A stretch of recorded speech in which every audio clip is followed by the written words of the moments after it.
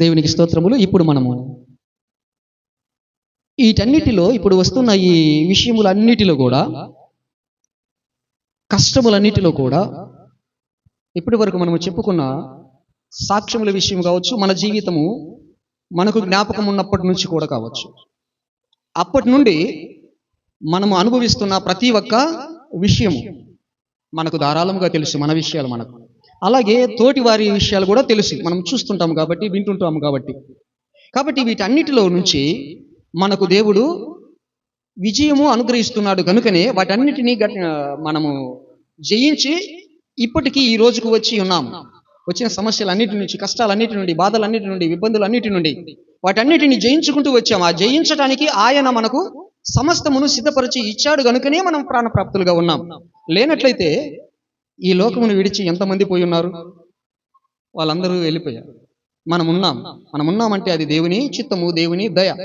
కాబట్టి ఇంకా మనము ఎంతకాలం ఉంటామో ఏమో తెలియదు, ఎన్ని రోజులు ఉంటామో ఏమో తెలియదు. ఎందుకంటే ఎన్ని ఘోరమైనటువంటి వ్యాధులు ఉన్నాయి భూమి మీద, ఆపదలు ఉన్నాయి, అపాయాలు ఉన్నాయి, దుష్ట దురాత్మల శక్తుల కీడులు ఉన్నాయి, దయ్యాల ఇబ్బందులు ఉన్నాయి, అలాగనే మనుషుల శత్రువుల ద్వారా వచ్చే ఇబ్బందులు ఉన్నాయి, తర్వాత అపాయాలు ఉన్నాయి. ఇంతకుముందు ఎంత దూరం పోయినా ఎద్దుల బండి కట్టుకొని పోయేవాళ్ళు, లేదా నడిచి వెళ్ళేవారు. మేము కూడా మాకు 50 కిలోమీటర్లు మా అమ్మోళ్ళ పుట్టింటి నుండి మా నాన్నోళ్ళ పుట్టింటికి వెళ్ళటానికి నడిచే వెళ్ళాం. మేము చాలా వరకు 50 కిలోమీటర్ల దూరం నడిచే వెళ్ళాం. ఎప్పుడైనా తెల్లవారుజాములు లేసి వెళ్తూ ఉండేవాళ్ళం. ఇలా వెళ్ళేది. ఇప్పుడు అలా కాదు, వాహనాలు వచ్చినాయి. ఎట్లా పడితే అట్లా నడుపుతున్నారు. రూల్ ప్రకారం నడిపేవాడు లేడు. ఒకవేళ ఒకడు నడిపినా ఎదుటోడికి లేదు. అందువలన మంచోడుకి కష్టం వస్తుంది, ఇబ్బంది వస్తుంది, యాక్సిడెంట్లు అవుతున్నాయి, మామూలు ఉన్న వాళ్ళకు కూడా అవుతున్నాయి. ఇద్దరు నష్టపోతున్నారు. కాబట్టి ఇలాంటి సందర్భాలు జరుగుతూ ఉన్నాయి. అయితే వాటన్నిటిలో నుంచి కూడా కాపాడుతున్నాడు. కనుకనే మనం బ్రతికి ఉన్నాం. ఇంతకాలం నుండి నేను 150 కిలోమీటర్లు ఈ మోటార్ సైకిల్ మీద ఈ మార్టూర్కి వస్తున్నానంటే అది దేవుని దయ, లేకపోతే మనము ఏమీ లేదు. కాబట్టి ఇంచుమించు నేను బండి కొని 13 సంవత్సరముల నుండి ఆ బండి మీద నేను ఈ ఊరికి వస్తూ ఉన్నాను.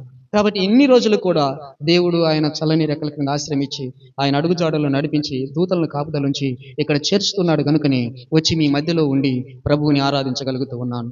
దేవుడు నాకు ఇచ్చిన కృప కొలది ఆయన మాటలు ఇక్కడ ధ్యానము చేసుకొని మనము బోధించుకోగలుగుతూ ఉన్నాం. ఇది మనకందరికీ కూడా ఆశీర్వాదకరముగా ఉన్నాం. అప్పటి నుండి ఇప్పటి వరకు మన జీవితాలు కూడా ఎన్ని కష్టాలు వచ్చినా, బాధలు వచ్చినా, ఇబ్బందులు వచ్చినా, ఇవన్నీ వచ్చినా కానీ మన జీవిత మార్పులు మనమే గమనించి ఉన్నాం. మనం ఫస్ట్ ప్రార్థనలు మొదలు పెట్టినప్పుడు, దేవుని యందు విశ్వాసం ఉంచి ఆయనలోనికి మారు మనసు పొందినప్పుడు, ఆయనలోనికి వచ్చినప్పుడు మన కుటుంబము, మన ఆర్థిక పరిస్థితి అన్నీ కూడా ఎలా ఉన్నాయో ఒకసారి జ్ఞాపకం చేసుకుంటే ఈ రోజుకు ఎలా ఉన్నాయి చూస్తే, దేవుడు ఆశీర్వదించాడా లేదా, మన మనవులు ఆలకించాడా లేదా, మనకు సహాయం చేశాడా లేదా అని మన యథార్థమైన జీవితాలే మనకు సాక్ష్యం. ఎక్కడో ఏదో చెప్పాల్సిన అవసరము లేదు. కనుక ఈ మన జీవితమే ఇతరులకు కూడా సాక్ష్యార్థముగా ఉండాలి, ఇతరులకు కూడా రక్షణకరముగా ఉండాలి, వారికి కూడా ఆశీర్వాదాలు వచ్చేటట్టుగా ఉండాలి. ఆశీర్వదించబడ్డామే కానీ ఆశీర్వదించబడకుండా లేము, ఇంకా దిగజారిన స్థితికి పోలేదు. అయితే దైవజనులకు మాత్రము చాలా ఇబ్బందులు వస్తూ ఉంటాయి. పతనమైపోయినటువంటి సందర్భాలు వచ్చినాయి అనేటట్టుగా అవుతుంది. అలా జరుగుతూ ఉంటాయి. అయితే వాళ్ళకు దేవుడు పడగలిగినంత శ్రమ, ఇబ్బంది పెడతాడు, పడలేనంత పెట్టను అని ఆయన వాగ్దానం ముందు విశ్వాసం ఉంచి, నమ్మకం ఉంచి సాగుతూ ఉంటాం అంతే. లేకపోతే పెద్ద ఇది అని కాదు. కనుక అవన్నీ దేవుడే చూసుకుంటాడు. మొదట నా నీతిని, నా రాజ్యమును వెదకండి, మీకేమేమి కావాలనో నాకు తెలుసు, నేను అవన్నీ మీకు అనుగ్రహిస్తాను అని దేవుడు చెప్పినవాడు. ఆ చెప్పిన మాటను రూఢిగా నమ్మిన వారం. కనుక మనం ఎన్ని వచ్చినా జయించుకుంటూ వెళ్తాం. దీనిని సంఘము అంటారు. ఇలా అలా టోటల్గా ఉన్న మన అందరినీ ఏమంటారు? సంఘము అంటారు. ఈ సంఘాన్ని జయ జీవితము పొందిన సంఘము, క్రీస్తులో జయ జీవితము పొందిన సంఘం, మనమందరము విజయము పొందినామని గుర్తుపెట్టుకోండి. ఈ సంఘము విజయవంతమైనటువంటి సంఘము. ఇప్పుడు వచ్చిన సమస్యలన్నిటిలో నుంచి మనం విజయం పొందుకొని ఇలా దేవుని మహింపరుస్తున్నాం. ఈ రోజు ఇలా దేవుని సన్నిధిలో కూడి అని మనము మన అంతరాత్మకే మనకే తెలియాలి. ఉన్న మీ ఇబ్బందులు మీకు తెలుసు, వాటన్నిటినీ జయించి వచ్చారన్నమాట ఇప్పుడు దేవుని సన్నిధికి. అదే నీ జయ జీవితం, జయ క్రైస్తవ జీవితం, విజయవంతమైనది నీ జీవితం. కాబట్టి అయినా దుష్టుడు అనేవాడు ఉన్నాడు. ఈ విజయవంతమైనటువంటి జీవితము జీవించే వాణిని ఏ విధంగానైనా పట్టాలి అని, ఏ విధంగా ఓడించాలి అని, ఏ విధంగా వారిని ఎక్కడికి పంపించాలి? పాతాళానికి పంపించాలి అని. వాడు ఒకడున్నాడు, శత్రువు, శోధకుడు అని ఉంచబడింది. కాబట్టి వానికి మనకు మన జీవితకాలం అంతా పోరాటమే. దేవుని స్తోత్రం, హల్లెలూయా. పోరాటమే, మన జీవితకాలం అంతా పోరాటమే. అయితే ఈ జీవితకాలం అంతా కూడా పోరాటములో మనకు క్రీస్తునందు విజయమే. దేవుని స్తోత్రం, హల్లెలూయా. క్రీస్తునందు విజయమే గాని అపజయం అనేది ఉండదు. వానికి మాత్రము అపజయమే, వానికి మాత్రం విజయం అనేది ఉండదు. మధ్యలో మనము ఈ మొదటిలో మనము ఇబ్బంది పడినట్టుగా ఉండవచ్చు, ఓడిపోయినామేమో అని అనిపించవచ్చు, కానీ ఓటం అనేది మాత్రము ఉండదు. క్షీణ దిశ నుండి, పాతాళ దిశ నుండి మనల్ని పైకి లేపుతాడు దేవుడు. దేవుని స్తోత్రం, హల్లెలూయా. ప్రతి ఒక్క మనిషిని అలా లేపుతాడు. నీ కష్ట స్థితిలో నుండి, నీ ఇబ్బందికరమైనటువంటి జీవితము నుండి, నీ సంసారము, నీ కుటుంబము, నీ పరిస్థితుల నుండి ఆయన పైకి లేపగలిగిన దేవుడు. అప్పుడే దేవుడు ఆశ్చర్యకరుడు అని ఆయనకు మహిమ కలుగుతుంది.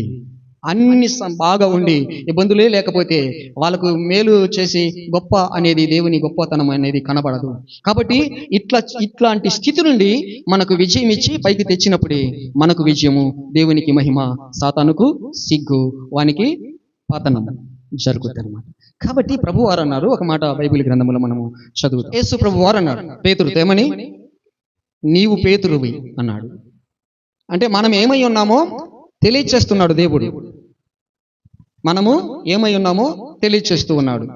నీ పేరును పెట్టి నీతో మాట్లాడతాడు. ఇలా నువ్వు ఇలా ఉంటున్నావు, కానీ నేను చేయబోయే పని నీకు చెప్తున్నా చూడు. ఈ బండ మీద నా సంఘమును కడతాను అన్నాడు, కట్టుదును అన్నాడు.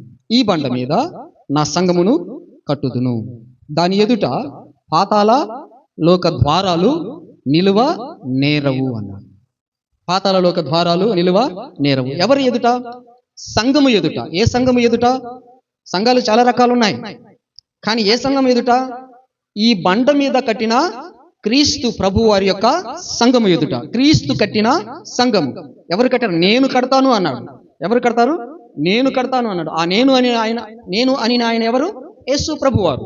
యేసు ప్రభు అంటున్నాడు, నేను ఈ బండ మీద నా సంఘమును కడతాను. ఎవరి సంఘము? నా సంఘం. అంటే ఇక్కడ మన ఈ లోకంలో ఉన్న సంఘాలు నా సంఘం అని కొందరు అనుకుంటున్నారు. వాళ్ళ సంఘాలు కాదు. వాళ్ళ సంఘం అయితే పాతాళ లోక ద్వారాలు నిలుస్తాయి. అదే దేవుని సంఘం అయితే పాతాళ లోక ద్వారాలు నిలవవు. కాబట్టి నా సంఘం కడతాను, ఆ సంఘం ఎదుట పాతాళ లోక ద్వారాలు నిలవవు అన్నాడు. ఈ బండ మీద అన్నాడు. ఏ బండ? ఈ బండ మీద. ఆ బండ క్రీస్తే అని పౌలు గారు మనకు తెలియచేస్తున్నాడు.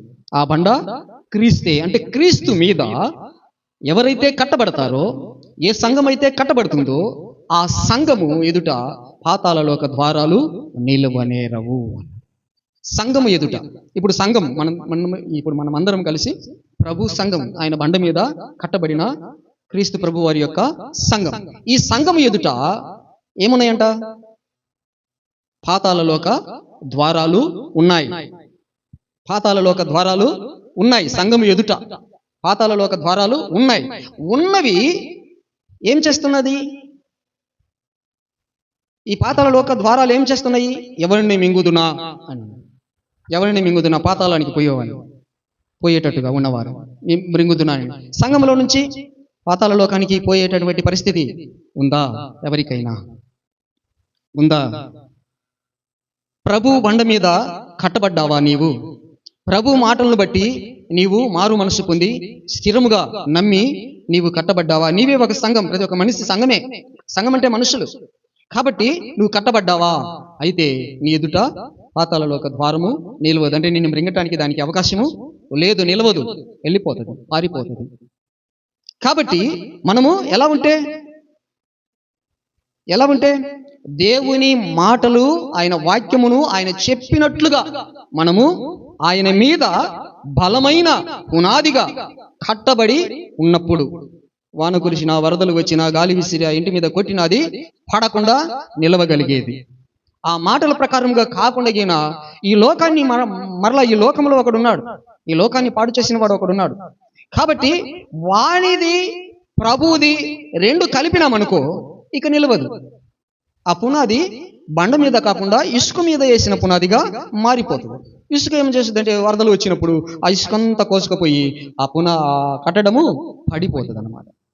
బండ అయితే ఎంత వచ్చినా గాని వరదలు అది పడదు అన్నమాట. కాబట్టి ఆ విధంగా మనము బండ మీద నిలిచి ఉండాలంటే ప్రభు మాటల్లోనే పాదుకొని ఉండాలి, పునాది వేసుకొని ఉండాలి, స్థిరంగా ఉండాలి, సజీవమైనటువంటి రాళ్ళులాగా ఉండాలి. ఉండి ఏం చేయాలంటే మన ఎదుట చాలా పాతాళలోక ద్వారాలు, ఆ ద్వారాల శిరస్సాల్లో బంధింపబడిన చాలా మంది ఉన్నారు. విజయవంతమైన సంఘము అంటే ప్రభువులో అర్థం ఏంటంటే పాతాళలోక ద్వారాలు నిలవ నేరవు అనే అర్థం ఏంటంటే పాతాళలోక ద్వారాలకి ప్రవేశించే జనాంగాలు చాలా మంది ఉన్నారు. సాతాను యొక్క శిరస్సాల్లో బంధింపబడిన వారు ఉన్నారు భూమి మీద. వాడు భూమి మీద ఉన్నాడా భూమి మీద? సాతాను ఉన్నాడా? శోధకుడు ఉన్నాడు. నీవు పాతాళమునకు, నరకములో ఒక మూలకు త్రోయబడితివి. చూసారా, ఎవరు త్రోయబడింది? సాతాను. నీవు పాతాళమునకు, నరకములో ఒక మూలకు త్రోయబడితివి. నిన్ను చూసువారు, నిన్ను నిదానించి చూసువారు ఇట్లు తలపోయిదురు. భూమిని కంపింపజేసి రాజ్యములను వణికించిన వాడు ఇతడేనా? ఏం చేశాడంట? సాతాను ఏం చేశాడు? భూమిని వణికించాడంట. అంటే వాడిని సృష్టించినప్పుడు దేవుడు అంత శక్తి ఇచ్చాడు వాడికి. కనుక వాడు ఏం చేయగలడు? భూమిని వణికింపగలడు, వాడి శక్తి చూపించగలడు. కాబట్టి ఆ శక్తికి భయపడిన వారు, వాని మీద లక్ష్యం ఉంచిన వాడు, దేవుని మీద లక్ష్యం ఉంచలేని వాడు ఈయన దెబ్బకు వణికిపోతారు. వాడు చెప్పినట్టు చేయటానికి చూస్తారు. కాబట్టి ఆ పద్ధతులు కల్పించుకొని చేస్తూ ఉంటారు. ఈ లోకములో చాలా మంది నేను క్రీస్తు బిడ్డను, క్రైస్తవుడును, నేను సంఘములో సభ్యుడును అంటారు. కానీ ఈ సంఘము దేవుని మాటల యందు వాక్యం ముందు బండ మీద వేసిన పునాదిలో ఖచ్చితంగా కట్టబడలేక ఈ భూలోకంలో పద్ధతులు కూడా కల్పించుకుంటూ ఉంటారు. అప్పుడు వానికి పాతాళలోక ద్వారము వాని సమీపంగా ఉంటుంది. వాడు పట్టుకుంటాడు, పాతాళలోక అధికారి పట్టుకొని తీసుకెళ్లి దాంట్లో బంధిస్తాడు. కనుక ఆ బంధకాలు మన మీద ప్రయోగం చేయకుండా ఉండాలంటే వాడు భూమిని వణికించినప్పుడు మనము వణకకూడదు. బండ అయిన క్రీస్తు మీద నిలబడాలి. బండ అయిన క్రీస్తు మీద నిలబడాలి. క్రీస్తు ప్రభువును వణికించగలిగిన వాడు ఎవడు లేడు.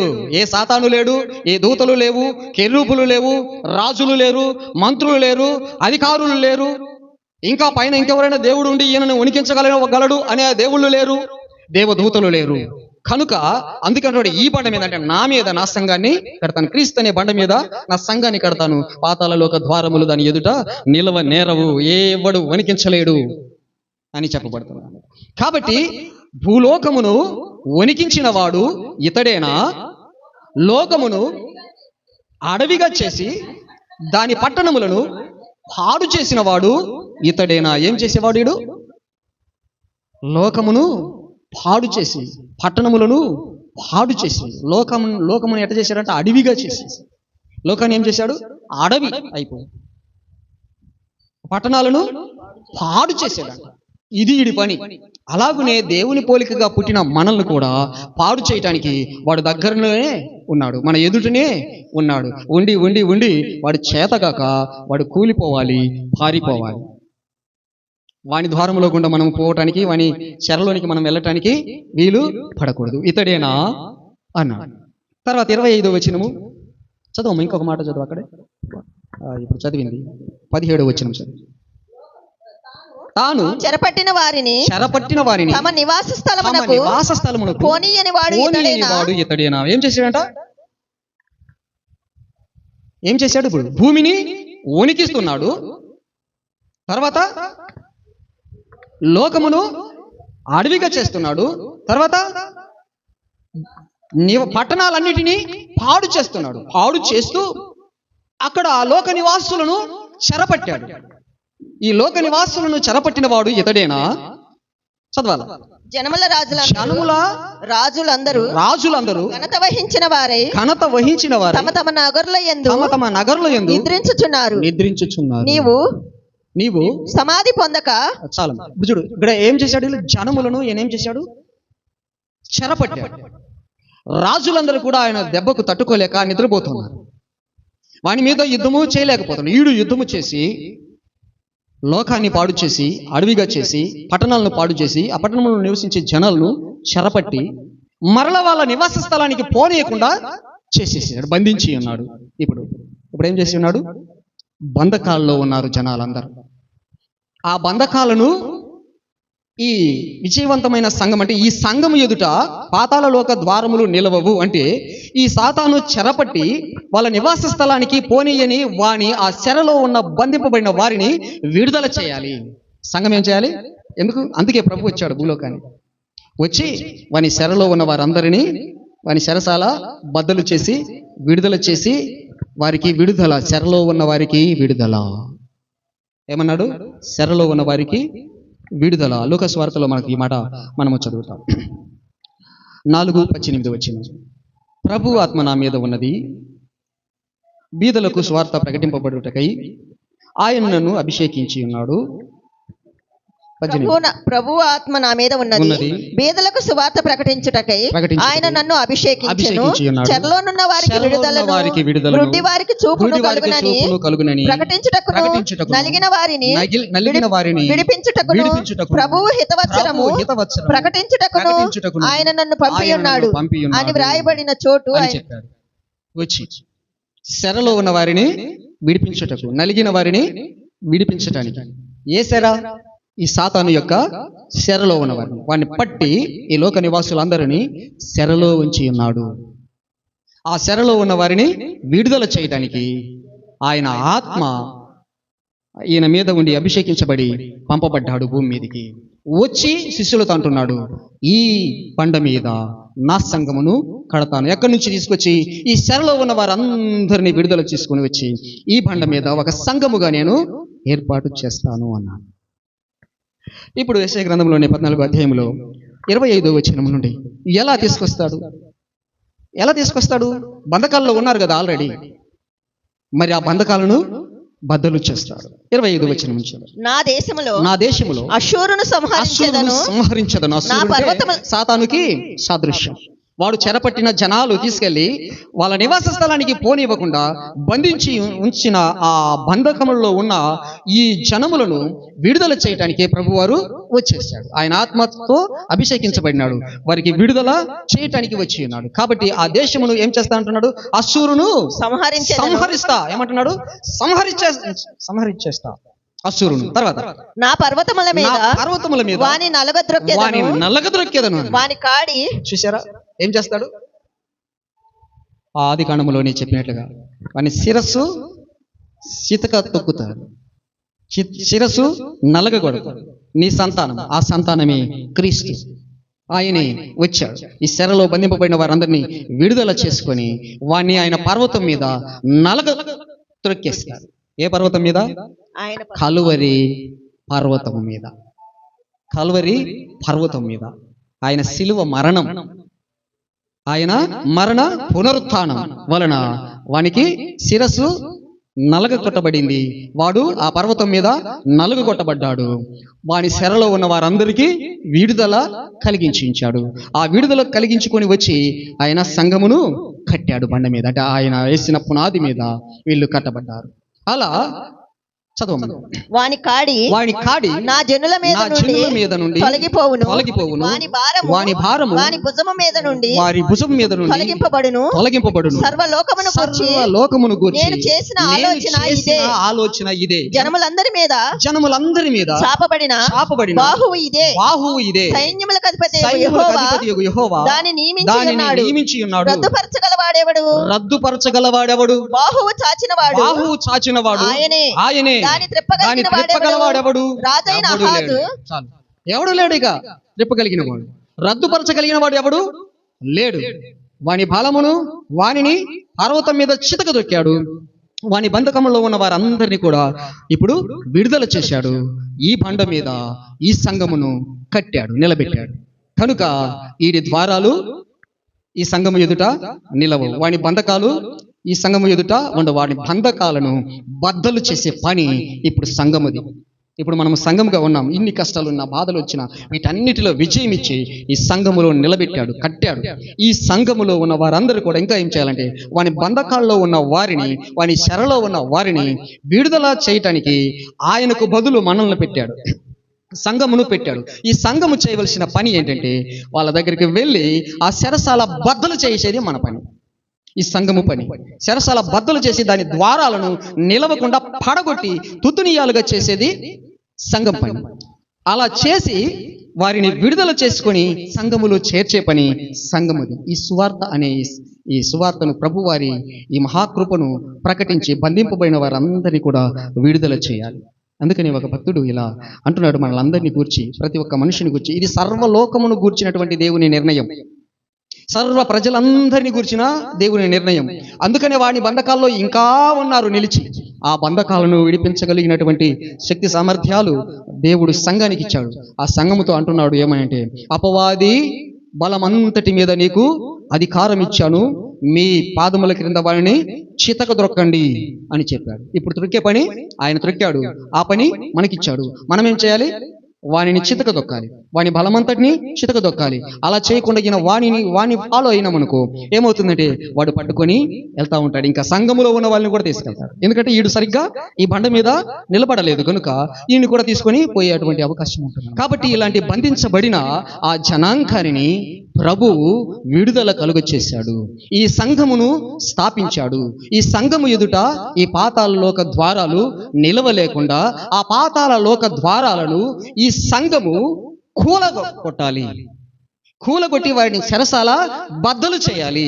బద్దలు చేసి వాని చేతిలో, వాని చెరలో ఉన్న బంధింపబడిన వారిని విడుదల చేయాలి. ఆ పని సంఘమునకు ఇచ్చారు. కనుక విజయం ఈ లోక జీవితంలో మన విషయంలోనే కాదు, మన ఎదుట ఉన్న వారందరినీ, అవని బంధకాలలో ఉన్న వారందరినీ విడిపించేటువంటి ఆయుధాలు మనకు ఇచ్చి ఉన్నారు. ఎఫెసీయులకు రాసిన పత్రికలో 6వ అధ్యాయంలో 12వ వచనం నుండి ఇలా చెప్పబడుచు ఉన్నది. చదవండి. ఏలయనగా మనము పోరాడునది శరీరులతో కాదు. కానీ ఎవరితో పోరాడుతున్నాం మనము? ఎవరినైతే ఈ శరీరులను, ఈ ప్రజలందరినీ చెరపట్టి ఈ లోకమును పాడు చేసి, లోకమును అడవిగా చేసి, భూలోకమును వణికిస్తూ వాని పెద్ద ప్రభావం ఉన్నట్టుగా ప్రజలందరినీ చెరపట్టి మోసము చేసి బంధింపబడిన ఆ వాడు శరీరుడు కాదు. వాడు శరీరం కాదు, వాడు శరీరం లేదు. వాడు కూడా ఇక్కడెక్కడో పక్కన ఉంటాడు, ఇక్కడెక్కడో పక్కనే ఉంటాడు. ఈ బండ మీద కట్టబడిన ఈ సంఘమును ఏ విధము చేతనైనా పాడు చేయాలని వాడు పొంచేయి ఉంటాడు. నీకు ఏదో ఒక గాలం వేస్తాడు, నీకు ఏదో ఒక ఎర చూపిస్తాడంటే ఒక మేలు చేసినట్టుగా, అక్కడికి పోతే మాకు మంచి మేలు జరిగింది అనేటట్టుగా ఒక భ్రమ కలిగిస్తాడు. ఎందుకంటే వానికి అలాంటి శక్తులు ఉన్నాయి, దేవుడు ఇచ్చాడు వాడికి. ఆ శక్తులను చూపిస్తాడు. అది శాశ్వతమైనది కాదు, నిన్ను పాతాళానికి నడిపించేది వాడు. నడిపించాలని కుయుక్తితో నువ్వు బాగుపడకూడదు, నీవు నిరంతరము పరలోక రాజ్యములో జీవించకూడదు అనే ఒక వాడు పన్నాగము పన్ని ఈ దేవుని స్వరూపమందు పుట్టిన, దేవుని పోలిక యందు సృజింపబడిన ఈ మానవులను పట్టి ఈడ్చి చెరలో పెట్టి, చెరలో నుండి తీర్పులోనికి తీసుకొచ్చి, తీర్పులో నుండి పాతాళానికి పోయేటట్టుగా చూపిస్తాడు. ఇప్పుడేమో కొద్దిగా మేలు జరిగినట్టుగా వాడు చేస్తాడు. కాబట్టి వాడు శరీరముతో ఉన్నవాడు కాదు, మనకు కనబడేవాడు కాడు. కనబడకుండానే వాడు మనకు కీడు చేసేటట్టుగా ఉంటాడు. కాబట్టి దేవుడు కూడా శరీరంలో లేడు. ఇప్పుడు పరిశుద్ధాత్మ, ఆయన కూడా ఆత్మస్వరూపము కలిగి ఉన్నాడు. కాబట్టి ఆయన ఉన్నాడు, ఈయన ఉన్నాడు. మనం ఈయన యందు నిలిచి ఉంటే, ఈ బండ మీద నిలిచి ఉంటే ఈయన మనలకు కాపుదల, భద్రత కలిగిస్తాడు. మనల్ని వాడు దుష్టుడు ముట్టకుండా చేస్తాడు. ఈ శరీరంతో కనబడకుండా మనకు హాని చేసే వారిని ముట్టకుండా చేస్తాడు. కాబట్టి మనం ఈ బండ మీద స్థిరముగా ఉండాలి. కాబట్టి ఈ సంఘమునకు చెప్తున్నాడు, మనము పోరాడునది శరీరులతో కాదు, కానీ ప్రధానులు అంటే ప్రధాన దూతలు ఉన్నారు, చాలా మంది దూతలు ఉన్నారు. ప్రధానులతోనూ అధికారులతోనూ ప్రస్తుత అంధకార సంబంధమగు లోకనాథులు, అంధకార సంబంధం, అంధకారంలో ఉండేవాళ్ళు, ఆ సంబంధులు లోకనాథులు లోకములో ఉన్నారు. లోకనాథులు అంటే లోకములో గొప్ప వారు అనే గొప్ప కార్యాలు జరుగుతున్నవి అనేటువంటి ఒక అంధకార సంబంధమైనటువంటి నాదులు, లోకనాథులతోనూ ఆకాశమందు ఉన్న దురాత్మల సమూహములతోను మందు ఉన్న దురాత్మల సమూహములతోను పోరాడుచున్నాము. అందుచేత మీరు ఆపద్దినమందు వారిని ఎదిరించుటకు సమస్తము నెరవేర్చిన వారే నిలవబడుటకును శక్తిమంతులగునట్లు దేవుడిచ్చు సర్వాంగ కవచమును ధరించుకోవాలి. హల్లెలూయా. సంఘం ఏం చేయాలి? వాడితో మనం పోరాడాలి. ఆ పాతాళలోక ద్వారాలు కలిగి ఉన్న వాడినితో పోరాడి ఆ ద్వారాలు నిలవలేకుండా చేసి ఆ శరలను బద్దలు చేసి అందులో నుంచి బందీలను విడుదల చేసుకొని రావాలంటే, ఈయనతో పోరాడాలంటే దేవుడిచ్చేటువంటి సర్వాంగ కవచమును మనము ధరించుకుంటేనే వాడిని పోరాడగలం, లేకపోతే పోరాడలేము. కాబట్టి ఈ బండ మీద కట్టబడిన ఈ సంఘము దేవుడిచ్చు సర్వాంగ కవచమును ధరించుకోవాలి. తర్వాత ఎలాగనగా మన నడుమునకు సత్యమనే దట్టు కట్టుకోవాలి. వాడిని గెలవాలంటే మనం ఏం చేయాలి? సత్యమనే దట్టి కట్టుకోవాలి. సత్యమనే దట్టి కట్టుకోవాలి మన నడుమునకు. ఎవరిని గెలవాలంటే ఈ దురాత్మల సమూహములను, ఈ భూలోకమును వణికించిన వాడు, పట్టణాలను పాడు చేసిన వాడు, లోకాన్ని అడవిగా చేసిన వాడు, ఆ జనాలను చెరపట్టి తమ నివాస స్థలానికి పోకుండా ఉన్న వారిని, వాడు బంధించి ఉంచిన వారిని పోరాడి వాని బంధకాలను తెంపి వాళ్ళని విడుదల చేయాలంటే మనము సత్యమనే దట్టి కట్టుకొని ఉండాలి. అంటే అర్థం అబద్ధమాడకూడదు. ఏం చేయాలి?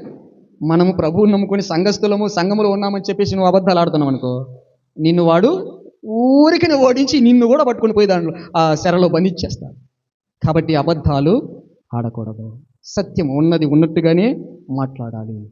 ప్రభు బిడ్డగానే జీవించాలి. ప్రభు ఎలా జీవించాలి? నేనే సత్యము అన్నాడు. అంటే ఆయన ఎలా జీవిస్తే అలా మనము జీవించడానికి ప్రభువునే మనము ఒక దట్టిగా కట్టుకొని ఉండాలి. ప్రభువులో నిలబడాలి. బండ క్రీస్తే, బండ మీద నిలబడ్డాం. ఆ బండే దట్టి సత్యం అనే దట్టిగా మనం ఆయన్ను ధరించుకోవాలి. అప్పుడు వాడిని ఓడించగలం, లేకపోతే వాడిని ఓడించలేము. వాడు భూలోకాన్నే ఓడికిస్తే నిన్ను ఓడికించడానికి ఒక ఎంత చెప్పు? నీవెంత? దయ్యాలకు భయపడే వాళ్ళు ఉన్నారా లేరా? భయమా లేదా మీకు దయ్యం అంటే? కదా. ఎందుకంటే దానికి నీకంటే ఎక్కువ శక్తి ఉంది కాబట్టి. అయితే దాని శక్తిని ఓడించాలంటే మనము దేవుని శక్తి పొందుకొని ఉండాలి. అప్పుడు మనకిచ్చాడు ఆ శక్తి దేవుడు. వాడిని చితకదొక్కు అంటున్నాడు. ఆయన తొక్కేశాడు ఆల్రెడీ. ఇంకా వాడు ఓడిపోయి కూడా ఊరికే డూప్ చేస్తున్నాడు అనమాట. అంటే భ్రమ పెడుతున్నాడు. అంటే భయపడతారని బెదిరిస్తున్నాడు అనమాట. అని వాడిని మనం గద్దించిన పారిపోవటమే వాడు. కాబట్టి సత్యమనే దట్టి కట్టుకొని నువ్వు సత్యవంతునిగా జీవిస్తే తప్ప, లేకపోతే జయించలేవు. తర్వాత నీతి మైమరువు తొడుక్కొని ఉండాలి. నువ్వు నీతిమంతుడివే కావాలి. నీతిమంతుడివి కాకుండా అనీతిమంతులు అయితే, దుర్మార్గులుగా ఉంటే ఆయన ఏమి ఎదిరిస్తాడు? వాడిని ఏమి ఎదిరించలేరు. కాబట్టి ఏమేమో డ్రెస్ కాదు ఇది. సత్యమనే దట్టి అంటే ఎప్పుడు నువ్వు సత్యమే మాట్లాడుతుండాలి. సత్యవంతుడైన ప్రభువులాగా జీవించాలి. దేవుడు నీతిమంతుడు కాబట్టి నీవు కూడా ఆ నీతిని మైమరువుగా తొడుక్కోవాలి. ఒక కవచములాగా నువ్వు తొడుక్కోవాలి. తర్వాత పాదములకు సమాధాన సువార్త వలనైన సిద్ధ మనస్సును జోడు తొడుక్కోవాలి. చూడండి, జోడు తొడుక్కోవాలి. ఏం జోడు? సమాధానం అనే సువార్త వలనైన సిద్ధ మనస్సు. అంటే సమాధానంగా ఉండాలి మనుషులతో. ఈయనతో మాత్రము సమాధానంగా ఉండకూడదు. వాడు చెప్పినట్టు సరే ఇలా అట చేస్తామనకూడదు. ఈ శోధకుడు చెప్పినట్టు చేయకూడదు. ఈ దుష్టుడు చెప్పినట్టు చేయకూడదు. ఈ దుష్టుడు చెప్పినట్టు చేసే ఆదాములు అపరాధములో పడిపోయారు. కాబట్టి ఇప్పుడు కూడా వాడు చెప్పినట్టు చేస్తే అపరాధంలో పడిపోతాం. ఈ బండ మీద కట్టబడి ఉన్న ఈ సంఘంలో ఉండి బండ మీద నుంచి జారిపోతావు. పాపం అనే ఊబిలోకి దిగబడిపోతావు. కనుక వీడు చెప్పినట్టు చేయకూడదు. నువ్వు ఎప్పుడైతే ఇట్లా ఈ సత్యమనే దట్టి ధరించుకోకుండా ఉంటావో, అలాగే నీతి అనే మైమరువు తొడుకోకుండా ఉంటావో, అలాగే సమాధానమును సువార్త వలనైన సిద్ధ మనస్సు, ఎప్పుడు సిద్ధ మనస్సు సువార్త ప్రకటించడానికి, మంచి సంగతులు చెప్పడానికి, ప్రతి ఒక్కరితో సమాధానముగా ఉండి వారిని నీతిలోనికి నడిపించడానికి, దేవునితో సమాధానముతో, దేవుని ప్రజలతో సమాధానముతో, ప్రజలందరినీ నేను విడుదల చేస్తాను అంటున్నాడు. ప్రజలందరికీ విషయము, ప్రపంచంలో ఉన్న సర్వ మానవులకు ఈ రక్షణ కార్యము దేవుడు జరిగించడానికి వచ్చింది. కాబట్టి వీటన్నిటిని విడుదల చేయటానికి ఆయన చేసిన కార్యమును బయలుపరిచేటువంటి సువార్త, ఆ సువార్త చెప్పడానికి సిద్ధ మనసు అనే జోడును మనము ధరించుకొని ఈ బండ మీద ఈ సంఘములో నిలవాలి. ఇవన్నీయుగాక విశ్వాసమనే డాలు పట్టుకొని ఉండాలి. ఇంకోటి ఏంటి? విశ్వాసం. వాని గంభీరమైనటువంటి గర్జనలు విని భయపడటానికి కాదు. ఈడు నన్నేం చేస్తాడన్నట్టు మనము దావీదును చూస్తాం, ఇంత బాలుడు. గొలియాతు చాలా ఆరుమూల జానుడు. వాడిని చూసినప్పుడు ఈయన విశ్వాసం అనే డాలు ఉంది ఈయన చేతిలో. అంటే విశ్వాసం ఉంది ఆయనలో, హృదయంలో, చేతిలో కాదు. మళ్ళీ డాలు అంటే ఇంత పెద్ద డాలు పట్టుకుని పోయినాడు అనుకుంటారేమో. విశ్వాసము ఒక డాలు లాగా. విశ్వాసం అంటే ఈడేం చేస్తాడన్నాడు, ఈడెంత అన్నాడు. వీడిని ఎదిరించడానికి ఇంత సైన్యము కావాలా అని ఇశ్రాయేలీయులను అని ప్రశ్నించిన వాడు. ఇంత యుద్ధ సామాగ్రి కావాలా, ఇంత ఈ జనాంగము మొనలు తిరిగి వానికి ఎదురు నిలిచి యుద్ధము చేయాలా, ఈయన చంపడానికి ఎంత అని అంటున్నాడు. బాలుడు ఆయన విశ్వసించాడు. యుద్ధము నాది కదా యెహోవాది అన్నాడు. ఆయన వెళ్ళి ఒక్కడే గొలియాతును హతమార్చాడు. అంటే ఈయన ప్రభువును ధరించుకొని ఉన్నాడు, యుద్ధము చేసింది దావీదు కాదు అని గ్రహించాలి. అలాగనే మనము కూడా ఈ దుష్టుని ఎదిరించడానికి, ఈ భూలోకమును వణికించిన వానిని, ఈ శరపట్టి మానవులందరినీ పాతాళానికి నడిపించడానికి కారకుడైన ఈ అపవాదిని ఎదిరించాలంటే మనము కూడా విశ్వాసమనే దానితో మీరు దుష్టుని అగ్ని బాణములన్నిటినీ ఆర్పుటకు. ఈ విశ్వాసం అనే డాలుతో ఏం చేస్తారు?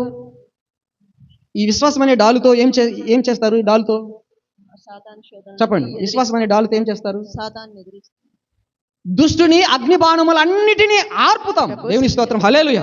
దుష్టుని అగ్ని బాణములన్నిటినీ ఆర్పేస్తామంటే నీ మీదకి ఏ శోధన బాణం వేస్తాడో, ఏ నీ కుటుంబ సమస్యలు పెట్టేటువంటి బాణం వేస్తాడో అది అగ్ని వంటిది. నీ కుటుంబాన్ని చిన్న భిన్నం చేసేటువంటి ప్రమాదకరమైనటువంటి బాణం వేస్తాడు. ఆ బాణాన్ని ఆర్పేస్తాం. మన సంసారాన్ని, మన కుటుంబాన్ని మరలా ప్రభువులో కట్టుకుంటాం. అందరము సమాధానంగా ఉండగలుగుతాం. వాడు వేసే బాణాలు ఇంకా నువ్వు ఊహించుకో, అన్ని ఎన్నైనా కానీ ఎలాంటి బాణము నీ మీదకి ప్రయోగించాడో ఆ బాణాన్ని ఆపాలంటే విశ్వాసం అనే డాలు ఉండాలి. ఈ విశ్వాసం అనే డాలుతో వాని అగ్ని బాణములన్నిటిని కూడా ఆర్పగలుగుతాము. తర్వాత మరియు రక్షణ శిరస్త్రాణమును, దేవుని వాక్యమనే ఆ వాక్య ఖడ్గమును, ఆత్మ ఖడ్గమును ధరించుకోవాలి. దేవుని స్తోత్రం, హల్లెలూయా. ఏం చేయాలి? దేవుని వాక్యం అనే ఆత్మ ఖడ్గము ధరించుకొని ఉండాలి. ఇప్పుడు నిలబడితే వాడు నీ ఎదుట నిలవలేడు. ఈ సంఘము ఎదుట వాడు నిలవలేడు. ఈ సంఘములో నుంచి ఎవరిని వాడు తీసుకొని వెళ్ళలేడు పాతాళానికి. వాని దగ్గర ఉన్న, వాని చెరలో ఉన్న వానిని మనం యుద్ధము చేసి ఓడించి వాని బంధకాల్లో ఉన్న వారందరినీ విడుదల చేసుకొని రాగలం. ఈ సంఘములో నిలబెట్టగలం. ఇలా దేవుని నిత్య రాజ్యానికి మనము చేర్చగలం, అంటే చేరగలం అందరం. ఇవి లేకపోతే మనము వాని చేతిలో ఓడిపోతాం. ఇవి లేకపోతే వాని చేతిలో ఓడిపోతాం. లోకం అంతటిని ఓడించాడు, ఓడించి చెరపట్టాడు, చెరలో పెట్టాడు, లోకాన్ని పాడు చేశాడు, పట్టణాలన్నిటిని పాడు చేశాడు. కనుక వాని బంధకముల నుంచి విడిపించటానికి ఆయన ఆత్మాభిషేకంతో వచ్చి ఆ గొల్గొతా కొండపైన వానిని నలగదొక్కి ఓడించి ఈ బండ మీద ఆయన సంఘాన్ని కట్టి ఈ సంఘమును భూలోకములో సాక్షార్థముగా నిలబెట్టాడు. ఈ సంఘము ఎదుట పాతాళ లోక ద్వారాలు నిలవకుండా చేసేటువంటి శక్తినిచ్చాడు. కనుక ఈ సంఘము వాని పాతాళ లోక ద్వారాలను బద్దలు చేసి బంధింపబడిన వారందరినీ విడుదల చేసేటువంటి సువార్త అనే ఆయుధం ఆయన ఇచ్చాడు. వాక్యం అనే ఆత్మ ఖడ్గాన్ని ఇచ్చాడు. ఈ వాక్యము తెలియాలి, ఈ వాక్యము తెలియాలి. దేవునితోనే వాడు వాక్యముతో మాట్లాడాడు. నీవు దేవుని కుమారుడు అయితే ఈ రాళ్లను రొట్టెలు చేసుకో ఆజ్ఞాపించు, రొట్టెలు అవుతాయి తిను అన్నాడు. కాబట్టి పాతాళానికి వెళ్ళే వారిని కూడా, వాని శరలో ఉన్న వారిని కూడా వాని శరను బద్దలు చేసి తిరిగి తీసుకొని వచ్చి సంఘములో చేరి ఈ అంధకార సంబంధమైనటువంటి అధికారము నుండి విడుదల చేసి, శరలో నుంచి విడుదల చేసి దేవుడు ప్రేమించి ఇచ్చిన తన కుమారుని రాజ్యములో నివాసము చేసేటువంటి భాగ్యము మనకు అనుగ్రహిస్తాడు అని తెలియచేశారు. ఇది మీకు కలుగుతుంది, ఇది మనకు కలుగుతుంది. ఇలా అందరికీ కలిగించేటువంటి స్థితి సంఘము అందరికీ కూడా, భూలోకంలో ఉన్న వారందరికీ కూడా విడుదల కలుగ చేసేటువంటి స్వార్థ ప్రకటన చేసి విడుదల చేసి వారిని సంఘములో, బండ మీద కట్టబడిన సంఘములో నిలపాలి అని తెలియజేస్తుంది. కాబట్టి ప్రభు మనకందరికీ ఇది అనుగ్రహిస్తాడు. ఆ విధంగా మనం ఉండి ఈ దుష్టుని ఎదిరించి వాణ్ణి పారద్రోలి వాని బంధకంలో ఉన్న వారందరినీ విడుదల చేద్దాం. దేవుడి మహాకృప మనకు అనుగ్రహించును కాక. ఆమేన్.